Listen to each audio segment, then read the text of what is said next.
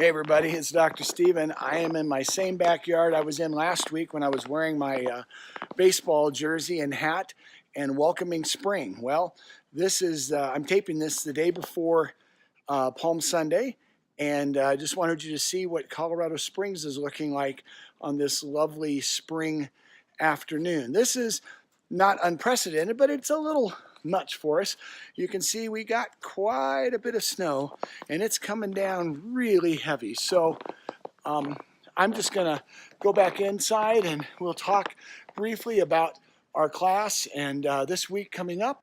Okay, so this week in our Teaching That Transforms Lives, a couple things. First of all, I want you to continue just to skim and read the textbooks, and we'll keep working towards those reflection papers. I've gotten a number of questions about the reflection papers, so let me just take 45 seconds and just relieve you. I know you haven't read all of the books. In fact, you saw my skimming video, and there's no need to read every word. But what I want you to do in the reflection paper, it's 3 to 5 pages long. 3 pages is fine, double spaced, of course.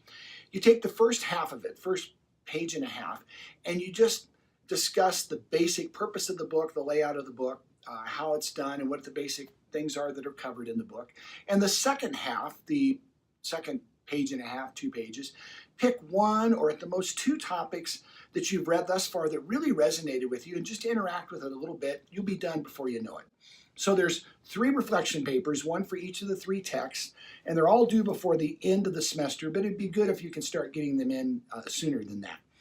Beyond that, this week, there is a video I want you to watch. It's a video sermon by a man named Pastor Samuel Rodriguez. Sammy Rodriguez is what he goes as.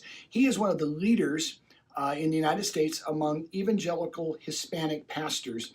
And this is a number of years ago, but it's a profound short sermon. It's a 21-minute sermon, something like that. And it was him at the official Martin Luther King Jr.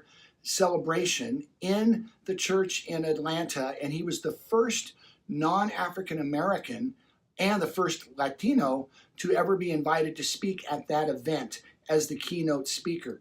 What I want you to watch for is a couple of things. It starts a little slow, but boy, it really escalates in his authority, his command, his power, I think anointing, but also his ability to connect with the audience. You will see behind him the dignitaries. Some of them do not look like he's won them over at all, but by the end of this message, wow, it's really quite tremendous. So I want you to watch that, and then we're going to have a couple discussion questions where we talk a little bit about the kind of teaching and preaching that really connects with people at different levels.